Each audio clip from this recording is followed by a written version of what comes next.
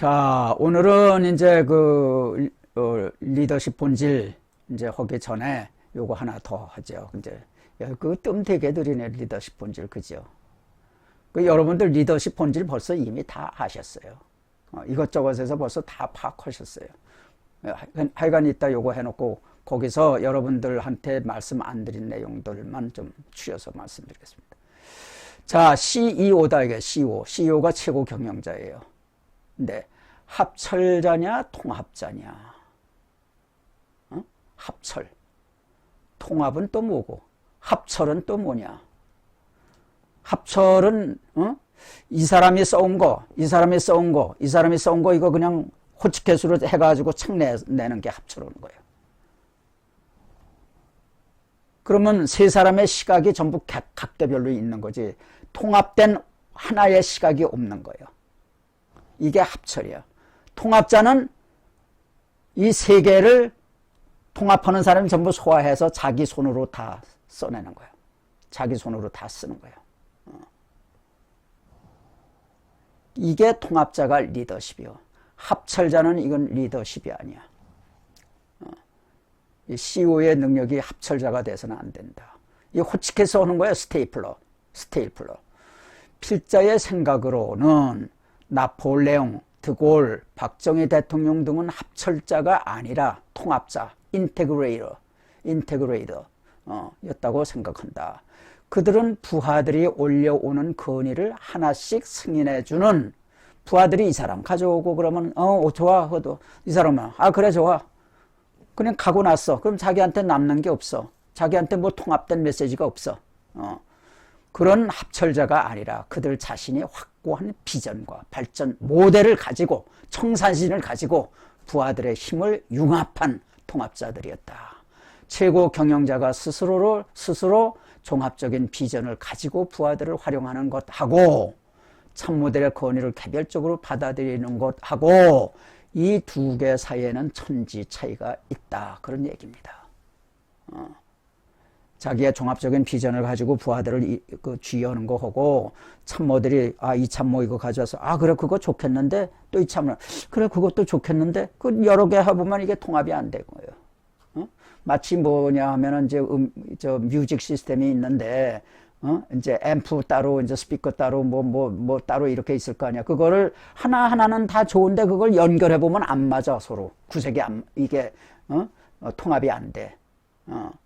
서로 최고인 거를 갖다가 연결했는데 소리가 안 나오는 거예요. 이런 식인 거예요. 자, 자동차는 2만여 개의 부품들로 구성되어 있다.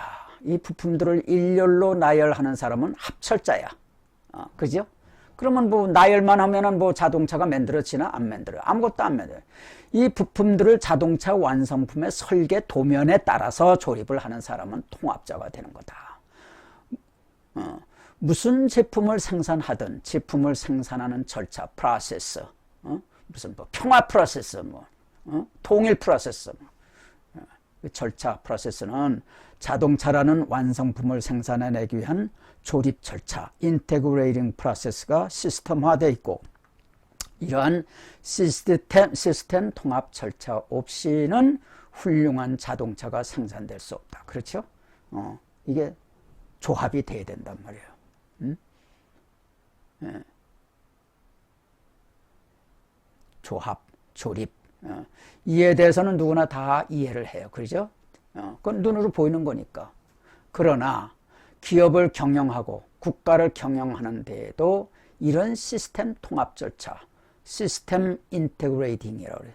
시스템 인테그레이팅 프로세스가 있어야 한다는 것에 대해서는 많은 사람들이 몰라. 국가를 경영하는 거, 기업을 경영하는 거. 여기에도 어떤 그 시스템 프로세스가, 시스템 인테그레이팅 프로세스가 있어야 한다는 것에 대해서. 공장은 이거 다 알아. 공장은 시스템 인테그레이팅 프로세스가, 왜냐하면 조립 라인이 있으니까. 그런데 사람들이 그 지도자가 이제, 이거 하는 거는 CEO가 이제 하는 그 모든 걸 지휘를 해. 참모들을 지휘하고 이제 부하들을 지휘하고 하는 데는 이런 게 없는 거야.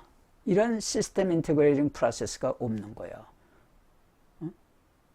이거 물리적으로는 요게 요렇게 배열하는 게 가능한데, 이 정신을 그거 주의력에 이런 걸 만든, 이런 거가, 주의력에 이런 절차를 가진 주의력을 가진 사람이 거의 없다 이거예요. 공장에 가면 조립 라인이 설치되어 있고 모든 부품이 자기 차례에 따라 각기 위치로 조립된다. 그런데 공장 밖에서 경영과 관리에 참여하고 있는 모든 부서와 사람들의 역할, 모든 부서들의 역할, 사람들의 역할은 차례에 따라 조립되지 않고 있어. 이것이 경영의 맹점이자 핵심입니다. 이해 가시죠? 공장장이 공장에서 자동차를 조립하듯이 CEO는 공장장은 자동차에서 이 조립 라인에서 일을 하면 돼. 그거 정해져 있으니까. 근데 CEO도 모든 사람들의, 모든 참모들의 일, 모든 조직들의 일을 전부 조립을 해야 이게 될 텐데 그 조립 능력이 없단 말이야. CEO는 조립 밖에서 모든 간부들의 능력을 조립해야 해. 간부들의 능력을 조립을 해야 된다 이게요. 근데 현실은 공장 밖에서 모든 간부들의 능력을 제대로 조립해서 효율을 극대화하는 CEO를 발견하기가 참으로 어렵다. 거의 없어. Almost none. 없어. 가장 먼저 발견되는 결함은 어떤 자동차를 만들 것인가에 대한 목표 설정과 설계 도면에 해당하는 청사진, 설계 도면, 목표, 이런 청사진을 마련할 줄 모르는데 그림을 못 그려. 이게 대통령이 되면은 내가 5년 동안에 지금 현재 우리나라는 요렇게 생겨 먹었는데 요거를 요렇게 생긴 나라로 요렇게 가꾸겠습니다. 요걸 요런 나라에서 요런 나라로 만들려고 그러면은 요거는 요렇게 하고 요건 요렇게 하고 요건 요렇게 하겠습니다. 그 사람들이, 국민들이 들어가도 아이고 그렇겠네. 그럴 때 사람들이 따라주는 거예요. 그럴 때 따라주는 거예요. 그 비전이야, 비전. 그리고 골로 가는 길을 스트레이트지라고 그래. 전략. 예. 그래서 여기까지를 읽고 필자가 제가 무엇을 말하는 것인지를 확실하게 알 수 있는 경영인도 드물어. 여러분 여기까지 얘기 드렸지만 지금까지 알듯 말듯 하시죠. 경영자들도 그래, 여러분들하고 똑같아. 오히려 여러분들이 훨씬 나을 거예요. 왜? 여러분들은 고정관념이 없으니까. 근데 경영자들은 고정관념이 많아. 그 고정관념을 그거 빼기가 어려워요. 그게 소금이 쩔어가지고 그 소금을 울고내기가 힘들다고. 머리가 쩔은 거야 아주. 설명하기 위해 필자의 경험한 사례들을 간단히 소개하고자 한다. 자, 이건 제 자랑 같지만은 이게 제일 쉬워요. 제가 남들한테 설명하는데, 필자는 국방연구원이라는 국방경영을 연구하는 연구소에서 7년 동안 일을 했어요. 그 연구소에서 필자는 운영유지비 관리 시스템, 방위산업의 경영 효율화, 무기체계 획득 절차의 현대화, 조달 계약 제도, 원가 정산 제도의 개선, 전투 능력 평가 등 다양한 과제를 수행했어요. 제가 거의 만능으로 했어요. 거의 만능으로. 예. 필자는 15명 정도의 연구원들을 관리하면서, 책임 연구원이라는 게 이제 한 6명인가 있어요. 그러면 저도 그 6명 중에 하나인데, 제가 맡은 것은 이런 분야를 이제 맡은 거예요. 이런 거. 그런데 제 15명 정도의 연구원들이 있고, 그러니까는 박사가 한 4명 정도 되고, 이제 석사가 12명 정도 되고, 연구원들을 관리하면서 일개팀을 3, 4명으로 쪼개서 과제팀을 만들었고, 각 과제팀은 연간 하나 또는 두세 개의 과제를 수행했다. 필자 역시 3명의 연구원들을 별도의 연구팀으로 구성해서 연간 과제를 수행했다. 자, 이제 과제 수행자가 팀의 CEO가 되는 셈이에요. 그죠? 연구원 세 사람을 제가 개인적으로 또 가지고 제 과제를 수행해요. 과제를 수행하면서 다른 연구팀들이 하는 거를 또 감독을 또 해요. 근데 과제 수행자는 팀의 CEO가 되는 거예요. 이제 제가 세 사람을 가지고 이제 과제를 수행해. 이 사례는 합철자식 CEO가 무엇이고 통합자식 CEO가 무엇인지 명확하게 표현해 줄 수 있을 것이다.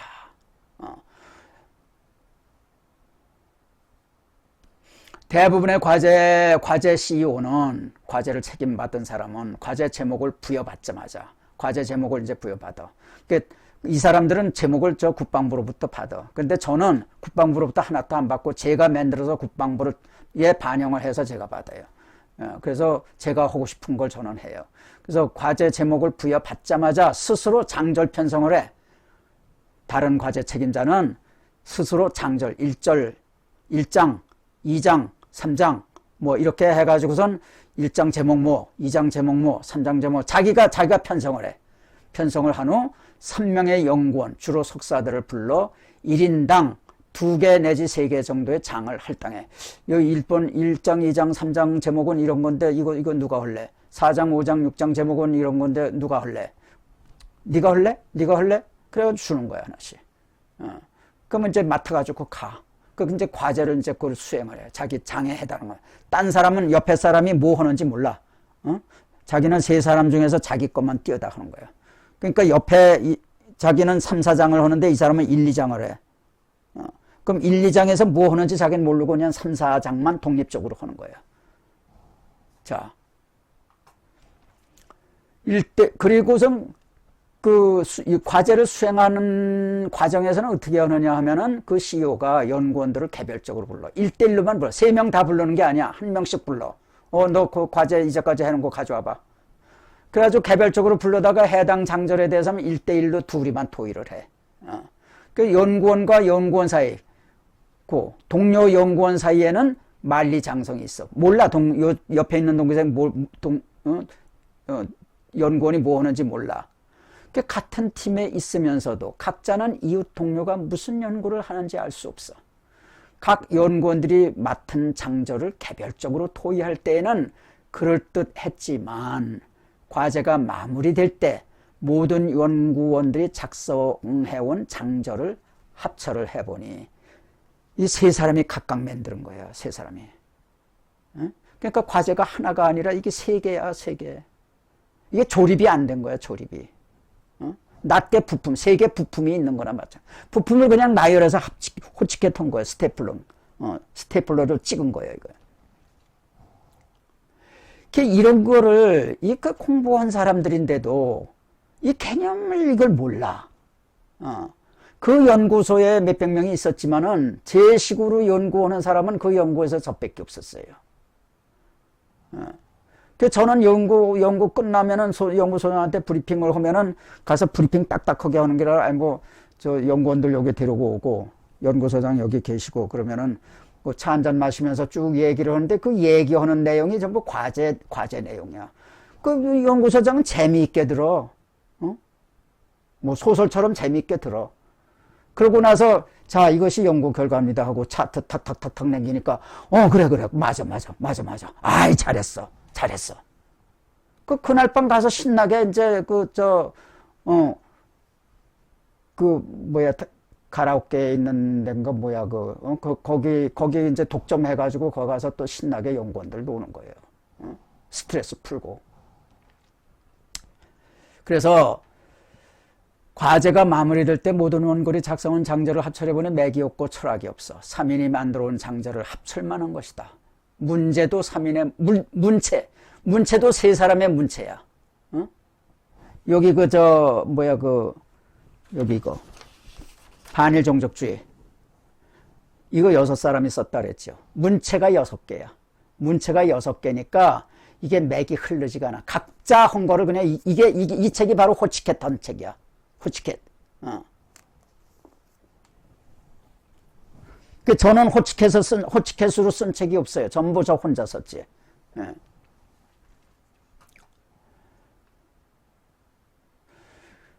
이런 연구 보고서에 생명이 있을 리 없다. 하지만 필자는 이들과는 다르게 과제를 수행했다. 연구원에게 장절을 편성해 주지 않아. 2주 동안 연구원들이 큰 책상에 너희들 발을 여기 책상에 얹어. 이 탁자에 발 얹어. 그러고 농담처럼 얘기를 해. 야, 우리 뭐 만들래? 코끼리 만들래? 사자 만들래? 그래서 하면은 뭐 자동차를 만들 것인지 라디오를 만들 것인지 만들면 어떤 모양의 것을 만들 것인지 이런 거를 브레인스토밍을 해서 자 의견 다 얘기해. 그러면 뭐 농담 삼아 쭉 얘기도 하고 그러면 농담 같지만은 저 사람 저런 얘기 저 사람이 저 정도면 나도 이런 얘기 할 수 있겠다. 그러고서 이제 용기를 내 가지고 닥당 농담처럼 하는 거예요. 그걸 저는 또 즐겨요 그거를. 그래서 이 무슨 문제를 어떻게 고칠 건지, 과제를 통해서 무슨 문제를 어떻게 고칠 건지, 군에는 어떤 임팩트를 줄 것인지, 처음에는 농담처럼 시작해. 무슨 상상이든 거침없이 말하는 분위기를 만들어. 그 농담들 속에는 지혜와 아이디어들이 들어있었고 이웃 동료의 말에서 힌트를 얻어 또 다른 지혜를 내놓기 시작했다. 이런 식의 토의에 의해 보고서의 목표와 개념과 스펙들이 명확하게 규정돼. 다른 연구팀의 경우에는 연구원들이 전체 과제에 대한 개념을 전혀 알 수 없이 오직 자기가 맡은 장절에 대해서만 연구했지만 필자의 경우에는 모든 연구원들이 과제의 목표와 설계와 스펙을 다 알고 있기에 나누어서 일을 할 수 있고 올 코트 프레싱도 할 수 있어. 축구처럼 히딩크 축구처럼 올 코트 프레싱을 할 수 있어. 다 아는 거야. 다 저 사람이 뭐하고 저 사람은 그러면 저들끼리 또 토의하면 또 아이디어가 나와. 저끼리 하면은 각 연구원들이 가져오는 자료는 공동으로 투입해. 너 가져왔어? 아까 그 딴 사람들은 단둘이만 해. 그 나는 또 가져온 거 네 사람 나까지 네 사람이 다 같이 토의해. 그러면 아주 뭐 아이디어 많이 생기지. 다 개념을 이해하니까. 공동으로 토의했고 모든 자료와 개념들은 또렷한 목표와 설계 도면에 따라 시스템적으로 조립돼야 돼. 이게 조립이에요. 이게 조립이야. 이게. 그 G2의 잭웰치. 지의 잭웰치. 저는 그 지의 잭웰치를 한 것이 1990년대예요. 저는 이거 연구소에 한 거 1980년대예요. 보고서의 개념이 일사불란하게 통합되었고 생명력이 있었다. 전자의 연구 방식에 의해 생산된 보고서는 3인의 연구원이 쓴 3개의 글을 합철했지만 필자의 방식으로 만들어낸 보고서는 처음부터 끝까지 필자의 문체로 쓰인 한 사람의 보고서야. 제 책을 보면은요, 그러니까 국방부에서 제가 최고라고 그래요. 제 보고서 읽는 건 재미가 있거든. 재미가 있잖아요. 뚝섬무지가 보시듯이 재미가 있어요. 자, 한 사람의 보고서요. 이것이 바로 통합자식 CEO가 따라야 할 경영 방식이어야 한다고 생각합니다. 자, 이제 아시죠? 무엇이 호치켓이고, 무엇이 합철이고, 무엇이 통합인지 아셨죠? 필자는 30세에 월남에서 포대장을 했다. 대개 주의관들은 간부들에게 자기가 생각한 사항들을 일방적으로 지시해 건의할 것 있느냐 묻고는 즉시 해산하여 실시하라고 해. 뭐 단체 모아놓고 건의할 거 있느냐 거기서 손들고 건의할 놈이 어디 있어? 없어요. 그 형식이지. 그러나 필자는 매일 저녁 간부들을 모아놓고 간부들의 뭐 분대장, 하사, 중사, 상사 토의를 해. 장교 몇 사람. 내일 무엇을 할 것인지, 내일 각 분대는 뭘 할 거야. 그것을 어떤 모양으로 만들어낼 것인지, 그게 스펙이야. 어떤 모양으로 만들어낼 것인지, 그게 스펙이야. 스퍼시피케이션. 어떻게 하면 효율적으로 할 수 있는지, 그리고 수행 중 사고가 날 수 있는 경우는 어떤 경우들이 있는지, 그런 사고들을 예방하려면 무엇을 준비해야 하는 것인지 등에 대해 하루도 쉬지 않고 토의를 해. 이게 하루도 쉬지 않고 토의를 한다는 게 매우 중요해요. 이게 하루를 쉬면요, 열흘을 쉬게 돼요. 아유, 하루 더 쉬지. 아유, 또 하루 더 쉬지. 그러면요, 이게 생각하는 버릇이 모든 병사들이 전부, 오늘 저녁에는 무엇을 포대장님, 우리 분대장한테 알려주고, 우리 분대장이 포대장한테, 포대장님한테 뭘 얘기해야 이 기분이, 반장이, 분대장이 기분이 좋을까? 저들도 그냥 하루 종일 관찰력을 행사를 하는 거예요. 아주 관찰을 해. 예사로 보는 게 하나도 없으니까 다 관찰이야. 자, 하루도 쉬지 않으면은 이런 관찰력이 생기려. 그래, 하루를 쉬고, 어떤 데 이틀 쉬었다 해, 어떤 데 3일 쉬었다 해. 이래 되면 이게 안 길러지는 거예요. 그래서 이게 극기라는 거예요. 극기. 예. 하루를 쉬면은 사람의 마음이 열흘을 쉬는 거예요. 처음엔 말을 더듬던 하사관들이 나중에는 차관점과 아이디어를 창출하는 데도 달인이 됐고, 의견을 단시간에 요령 있게 발표하는 데도 달인들이 됐어요. 야, 한 4개월 동안 훈련을 시켜놓으니까 그대로 돌아가. 저 없어도 토의가 돼. 포대의 분위기가 연구 분위기로 바뀌어요. 군대가 무슨 연구를 해. 군대는 말이야 총하고 뭐 싸우는 거야 뭐. 이게 이러니까 군대 지휘관들이 부하들을 많이 죽이는 거예요. 전쟁 나면은. 전투를 하는데도, 부대 환경을 가꾸는 데에도, 전투를 하는데 또 토의, 전투에는 토의해야 된다. 부대 환경을 가꾸는 데도 토의를 해. 자기들끼리 토의를 해. 분대 막사에서. 포대장에게 일일이 물어보지 않고서도 포대장이 무엇을 좋아하는지 잘 알고 있어서 결제를 기다리느라 시간을 낭비하지 않아. 그래서 사전 보고를 별로 안 해. 사후에 보영 제가 이런 거 했습니다. 그래? 야, 그거 너 어떻게 그거 했냐? 너 잘했다. 신나는 거야. 사람이 칭찬을 해줘야 돼요. 기분 좋게, 웬만하면 기분 좋게.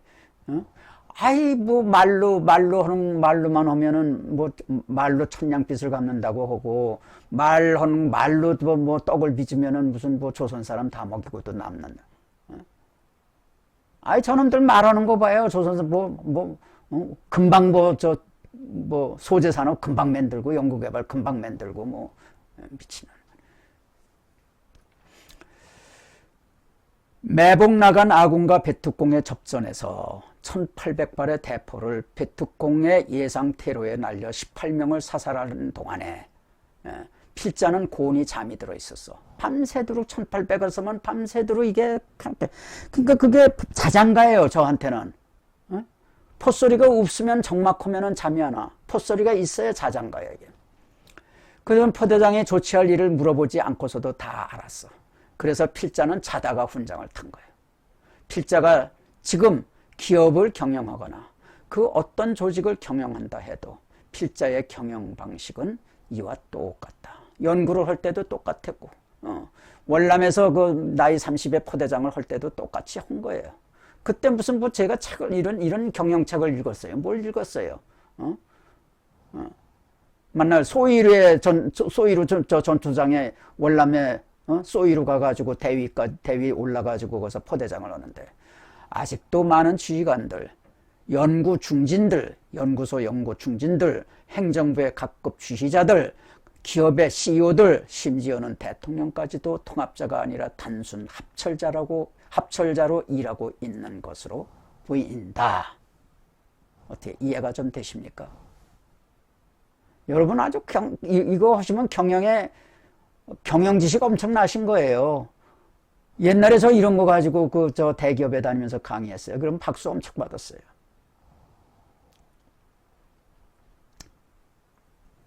자, 이제 40분 됐네? 여긴 왜 또 뚝 줄었네? 많이 또 이탈하셨나 보다.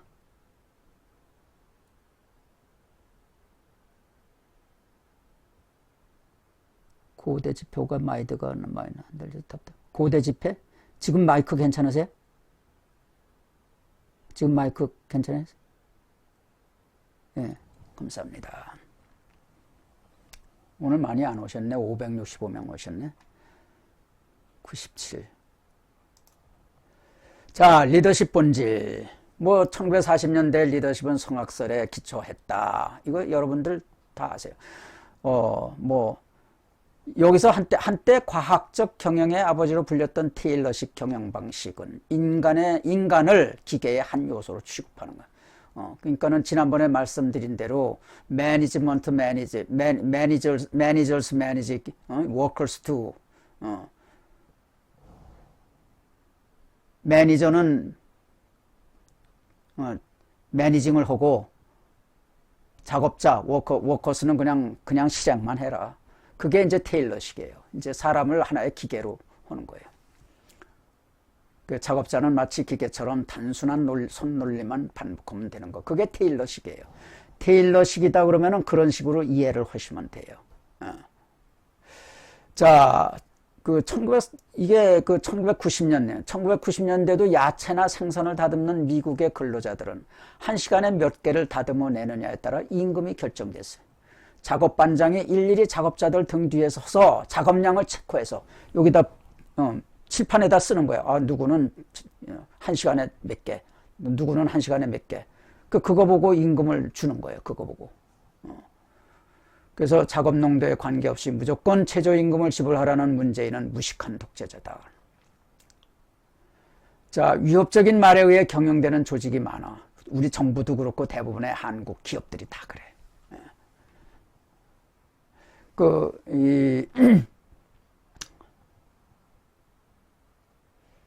같은 X이론에서도 미국과 한국이 달라.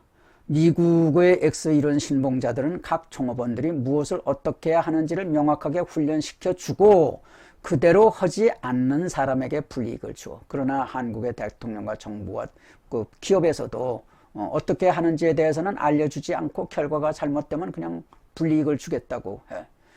채찍에도 문제가 있지만 당근에도 문제가 있다. 정말 엉성해요. 뭐 채찍 당근하지만 뭐가 당근이고 뭐가 채찍인지도 모르겠어요. 평가를 할 수 있어야 되는데 평가를 누가 해? 평가하는 사람들 엉터리예요. 시각이.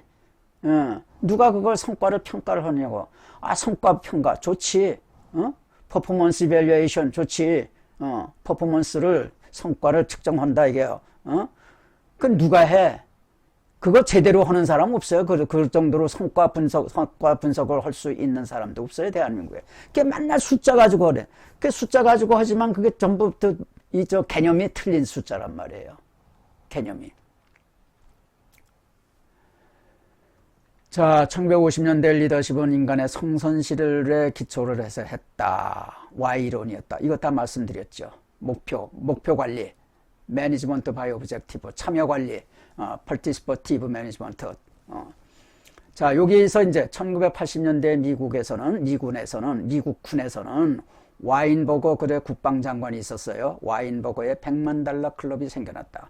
누구든 경영 방법을 개선해서 군대에서 누구든 경영 방법을 개선해서 $100만 이상의 예산을 절감시키면 와인버거의 $100만 클럽 회원이 되는 것이다. 이는 범군적인 참여 관리를 유도했다. 와인버거 클럽 회원이 된다는 것은 금전적인 보상을 해주는 것이 아니라 명예로 보상해 주는 거예요. 명예가. 내가 그 클럽 멤버야. 그럼 그게 최고예요. 돈 받으면 그 명예가 없어져. 돈 받으면 명예가 없어져. 그들은 그 명예를 돈보다 더 자랑스러워해요. 돈 주면 기분 나빠해요. 외국 사람들. 한국 사람은 무조건 돈이에요. 이게 천민자본의식인 거예요. 천민자본. 자, 이거는 여러분들한테 뭐 말씀드리는 것이 적당할까 싶어요. 그러니까 1970년대 리더십 연구는 리더의 성격에 맞춰요. 리더의 성격, 캐릭터. 리더의 캐릭터. 리더의 성격에는 민주형 리더가 있고 권위형 리더가 있어. 민주형 리더, 디모크래틱 리더십. 이거는 오소러티브. 권위형 리더가 있다는 것이다. 민주형 리더는 인간관계를 중시해. 민주형 리더는 인간관계를 중요시해. 권위형 리더는 업무를 중시해. 업무를. 태스크 오리엔티드요. 이건 휴먼 릴레이션십 오리엔티드. 리더이며 권위형 리더는 업무를 가장 중요시하는 리더라는 것이다. 여기서 권위라는 것은 업무 능력에 의해 인정받는 권위를 의미하지 뭐 독재와 공포수단의 그런 권위하고는 달라. 여기는 이건 태스크 오리엔티드 된 사람, 오로지 이제 업무 수행, 이거 목표 달성, 이거. 민주형 리더는 목표가 좀 덜 달성되더라도 그 릴레이션십, 저 사람 참 좋은 리더야. 저 사람 참 젠틀맨이야. 이런 거를 중시하는 리더예요. 그래서 이 조직이 말이죠. 그러니까 이 무조건 리더에 의해서 이 조직의 성과가 되는 것도 아니고 또 조직 성원에 의해서만 되는 게 아니다 이게요. 그래서 리더하고 조직 성원의 그 성격하고 서로 상호 인터랙션, 서로 작용 반작용, 서로 이렇게 그 절충 과정에 의해서 이제 전체의 이제 그 성과가 이제 나는 건데, 권위형 리더는 조직의 시스템이 최상위일 때와 최하위일 때, 아주 엉성할 때, 그때 권위형 리더십이 최고의 퍼포먼스를 낼 수 있어. 최고의 성과를 낼 수 있어.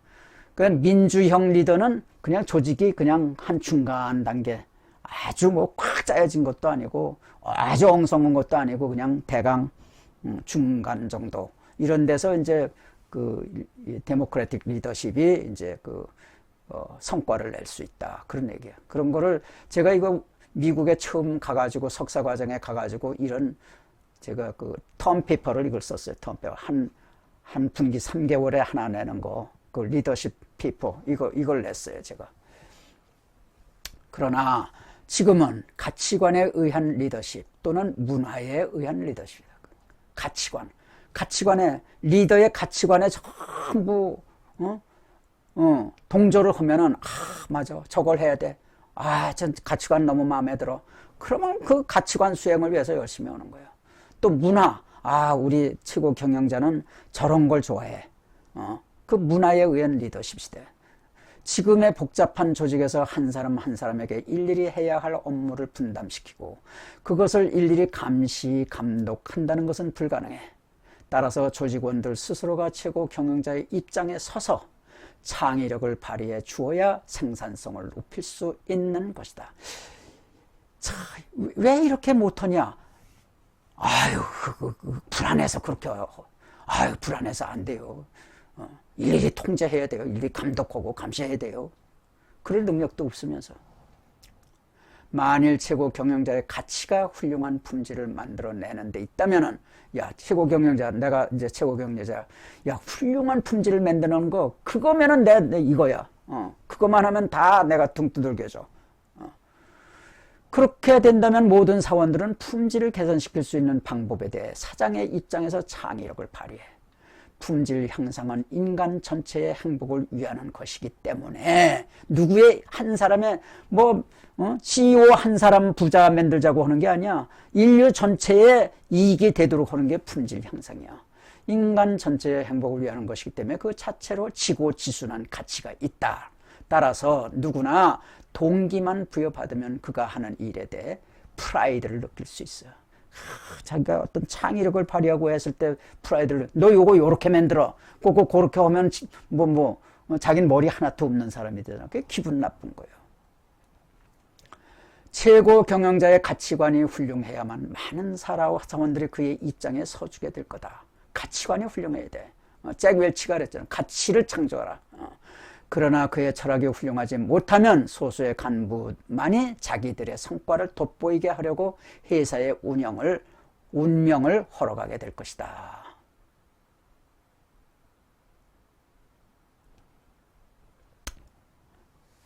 훌륭한 경영자의 자질은 인격보다는 능력이다. 군에서의 사례들은 매우 시사적이다.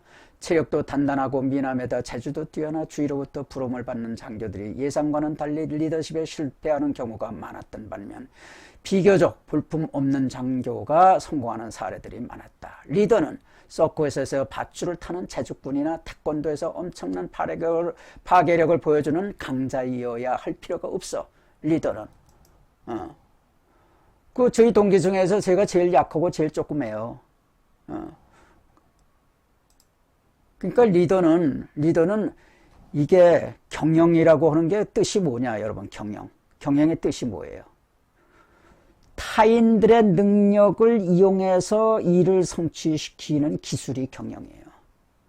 지 혼자 능력이 있고 저희가 태권도 구단이고 이거 필요가 없다고.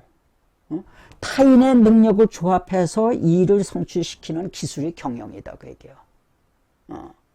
지 혼자 똑똑하고 안 돼.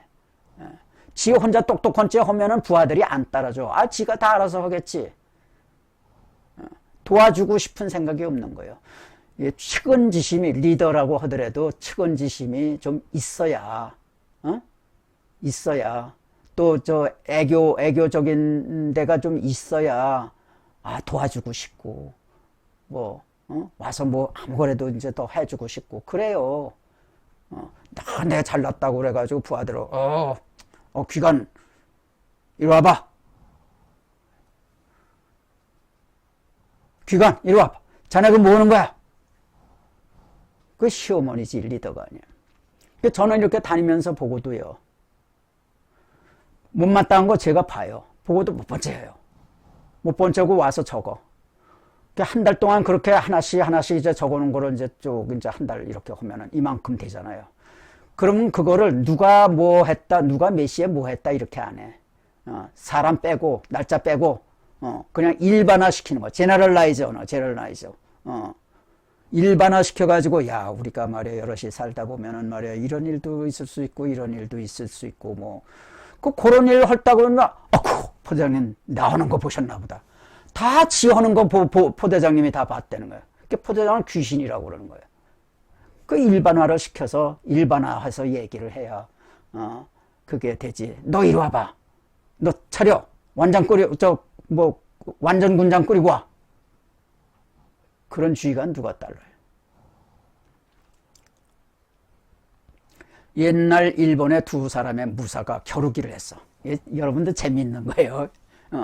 병졸들을 두 진영으로 편갈라 무술 게임을 하는 거예요. A라는 무사는 병졸들에게 긴 창을 지급해서 매일같이 지치도록 훈련하는 거예요. 긴 창. 그 긴 창을 막 이거 하려고 그러면 얼마나 힘들겠어요. 매일 훈련을 시키는 거. 하지만 B라는 무사는 병사들에게 축구만 시킨 거예요. 매일 축구만 한 거예요. 축구하면 어떻게 몸이 날래지죠. 몸이 날래져요. 결전의 날이 다가오자 비진영 병사들은 초조해지기 시작했어. 자기들 보고 긴 창에 찔려 죽으라는 것이 아니냐 항의를 한 거예요. 그때에 무사 B는 B라고 하는 무사는 매우 짧은 창을 하나씩 지급해줘서 요만한 짧은 창을 하나 줍니다. 축구를 해서 너희들 몸이 날래졌으니 짧은 창으로 이겨보라는 것이다. 요령은 단 한 가지. A 진영 병졸들이 긴 창을 가지고 일렬로 진격해 올 때 짧은 창으로 그 끝을 탁 때려. 그러면 이게 탁 돌아가. 그러면 그거 돌아가는 걸 붙잡고 이거 찌르면 돼. 재밌죠? 그러니까 이 리더는 이런 전략이 있어야 돼요. 전략이 있고 그 전략을 수행하기 위해서 병사들을 훈련을 시키는 거예요. 병사들 맨날 축구구 하니까는 몸이 좀 빨라요. 그래서 긴 창이 옆으로 힘없이 돌아가면 한 손으로는 적의 창대를 잡고 다른 한 손으로는 적을 찌르라는 것이었다. 물론 결과는 비진영의 완승이었다. 자, 리더십을 막연히 사람을 이끌어가는 기술쯤으로 생각하는 사람들이 많아. 그러나 지금의 리더십 상황은 옛날 벌판에서 적진을 향해 진격하게 만드는 식의 단순한 사항이 아니다. 우선 목표가 애매하면 사람을 이끌어봐야 아무런 성과도 얻지 못해. 밤새도록 이걸 뭘 밀고 가는데 찌푸차가 엉뚱한 데로 가 있는 거야. 차를 밀었는데 엉뚱한 방향으로. 이끌려 가다가 성과가 없으면 그 다음부터는 아무도 그를 따라주지 않아. 도와주면 도와주는 데 따라 성과가 있어야지 말이야. 이렇게 되는 거예요. 최고 경영자 자신의 철학, 인품, 그리고 매너는 훌륭한 리더십의 극히 작은 요소에 불과해. 경영자 자신의 철학, 인품, 매너, 작은 요소에 불과해. 리더에게 가장 중요한 것은 비전, 통합 능력이야. 비전을 제시하고 통합 능력. 청사진을 그리고. 유능한 지휘관은 작전 계획을 세울 때 부하들의 움직임을 머릿속에 상상하면서 작전 계획을 세워. 그러나 무능한 지휘관은 작전 참모가 가져오는 작전 계획을 결제해. 비전과 통합 능력의 차이가 있는 거예요. 전쟁의 승패는 이미 작전 계획으로 판가름 나 있는 거예요. 작전 계획이 그게 벌써 작전 계획이 작성해서 사인을 할 때 그게 이제 그 순간에 전쟁의 승패가 이미 결정나 있는 거예요. 내일의 전투는 오늘의 작전 계획과 병사들의 훈련된 순발력을 실현해 보이는 것에 불과해. 그래요. 전쟁은 불확실성의 연수. 사람들이 얘기해. 전쟁은 불확실성이다. 싸우고 이기고 지는 거는 싸워봐야 한다. 이거 참 무식한. 이게 투스타고 쓰리스타고 포스타고 다 이래. 물어보세요. 장군들. 다 이런 생각 가지고 있어요. 연속이며 의외성이 너무 많기 때문에, 의외적인 그 베리어블, 변수가 너무 많기 때문에 싸워봐야 안다고 말하는 사람들 많아. 아니, 많은 게 아니라 대부분이야. 그러나 불확실성과 의외성은 커다란 줄거리를 맴도는 아류에 불과한 것이다. 이게 무슨 뜻이냐 하면 이제 이 소방차가 이제 물을 뿜잖아요. 그러면 물줄기가 긴 그 줄기는 글로 나가고 이제 막 옆으로 튀겨 나가는 거 있잖아요. 그런 걸 가지고 의회성이라고 이 사람들이 얘기하는 거예요. 그 물줄기를 봐야지 그런 거 보면 안 되잖아. 이러한 주의관들은 전시의 부하들의 생명을 값없이 절단내. 회사에서도 이렇게 막연한 생각으로 부하들을 다루는 간부들이 너무 많아.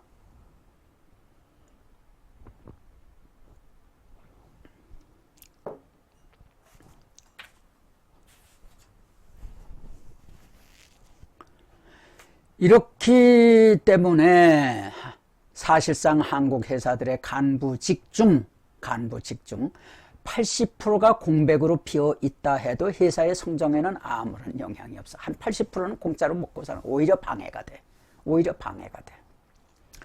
선진국에서는 간부의 역할이 80% 이상을 차지해. 그러나 한국에서는 그 반대야. 한국 회사는 기능공이 운영해 왔어, 이제까지. 외국 기술자가 와서 세워준 공장을 기능공들이 인수해서 가동해 온 거다. 따라서 간부들이 없어도 공장은 자동적으로 돌아갈 수 있다. 한국 회사의 간부들은 생산성을 향상시킨 것이 아니라 많은 경우에 오히려 결제 서류에 시비를 걸면서 걸림돌이 되었다. 불확실성 속에도 맥과 룰이 흐르고 있다. 그 맥을 보고 룰을 찾아내는 주의관만이 비전을 보는 것이다. 더 간단한 경우, 이것도 또 재미있네. 두 사람의 주부가 파출부를 사용해. 주부가 이쪽 집의 주부도 있고 저쪽 집의 주부도 있는데 각각 파출부를 사용해. 주부 A는 파출부를 매우 쉽게 그리고 인격적으로 부렸어. 아침에 파출부가 도착하자마자 아주머니, 이 집을 아주머니 집으로 알고 구석구석 잘 좀 해주세요. 네? 이러고 부탁을 해. 그러나 B라는 주부는 전날 밤 늦게까지 파출부가 해야 할 일을 순서대로 기록을 해. 순서대로 기록해. 이게 디자인이야. 워크 디자인이야. 기록해. 차간 사항과 안전 수칙. 이렇게 하면 이거 다칩니다. 요거 할 때는 여기를 중점을 두세요. 요거를 메모했다가 이튿날 파출부가 나오자 파출부를 일일이 하나씩 안내해주면서 차관점도 얘기해주고 안전수칙도 세세요. 다치면 안 되잖아요. 남의 물건, 또 생소한 파출부가 쓰지 않던 물건, 이렇게 뭐 청소라든지 이런 도구 쓰다가, 부상당하면 어떻게 해요? 사고 나면. 그렇게 세세하게 지시해. 여러분, 어느 파출부가 근사해요? A 파출부가 근사예요? B 파출부가 근사예요? 예. 자, 어디 봅시다. 어느 파출부가 근사한가?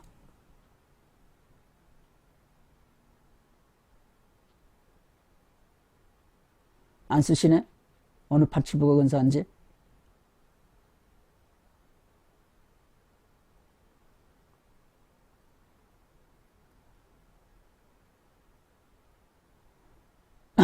모르시겠나 보다. 자, B가 잘하는 거죠. 여기에 여러 명의 파출부를 보태보자. A형의 주부는 여러분들 서로 합심하시고 협조해서 잘들 해주세요 하고 부탁해. 이런 부탁의 말을 들은 파출부들 사이에는 어려운 일, 쉬운 일 따져가면서 갈등해. 이건 네가 해. 또 사고도 내. A형의 주부는 파출부들에게 짜증을 내고, 잘못되면 짜증을 내고, 장차 같은 일이 반복되면 용서하지 않겠다고 위협을 할 거다. 그러나 그 후에도 파출부들이 하는 일에는 진전이 있을 수 없어. 잘못한 게 그 사람들 스스로 토의를 해가지고 무슨 개선하고 그런 게 없어. 반면 B형의 주부는 여러 명의 파출부를 부리기 위해 더 많은 생각을 할 것이고 더 꼼꼼한 계획을 세울 것이다. B형의 주부에게는 경영의 자질이 있는 것이다. 하지만 한국적 정서로는 A형의 주부를 바람직한 경영 스타일이라고 생각들 할 것이다. 바로 이거. 한국의 수많은 사람들이 실제로 A형의 주부처럼 사람을 부리고 있다. 대통령과 장관들도 A형의 주부처럼 일하고 있으며 계장 이상의 회사 간부들도 이렇게 일하고 있다. 부하들에게 내일 부하들에게 일을 시키려면 경영자는 오늘 일해야 돼. B형 주부가 그런 사람이야. 자기는 오늘 일하잖아. 목표를 세우고 각자의 임무를 창출해내야 한다. 그 임무에 대해 교육 교육도 시켜주고 훈련도 시켜줘야 된다. 자, 월남에서 1소대장과 2소대장이 있었어. 작전이 있을 때마다 1소대장은 며칠 전부터 병사들을 이끌고 들판에 나가 예상되는 모든 접전사항을 가상해가면서 병사들의 상상력을 동원시켰다. 그러나 2소대장은 며칠 후부터 병사들이 고생할 테니 지금부터 푹 쉬어두라며 맥주도 사주고 오락시간도 마련해 주었다. 작전 결과 1소대장은 언제나 많은 전과를 이룩한 반면 한 명의 병사도 잃지 않았다. 그러나 2소대장은 병사들도 잃었고 전과도 올리지 못했다. 이 사례는 리더십 전형으로 인용될 만한 것이다. 자, 리더가 해야 할 일 중에서 가장 중요한 것은 그의 주위에 있는 인간 에너지를 가지고 무엇을 달성할 것인가에 대가를 정해야 하는 일, 목표를 정한 거다. 이거. 목표가 정해진 후 리더가 두 번째로 해야 할 일은 목표를 가장 효율적인 방법으로 달성할 수 있도록 시스템을 만들어주는 일이다. 목표에 이르는 통로와 도구를 마련해주고 장애물을 제거해주며 소수의 이탈자를 예방하기 위해 견제와 균형을 절차화하는 것이다. 세 번째로 해야 할 일은 동기를 유발, 지난번에 동기 유발 말씀드렸죠. 동기 유발을 시키기 위해 리더십을 발휘한 거다. 이 세 가지 절차는 리더십의 기본이다. 리더십의 기본이다.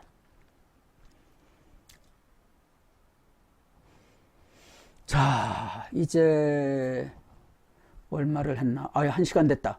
그죠? 1시간 됐네. 오늘 딱 좋네.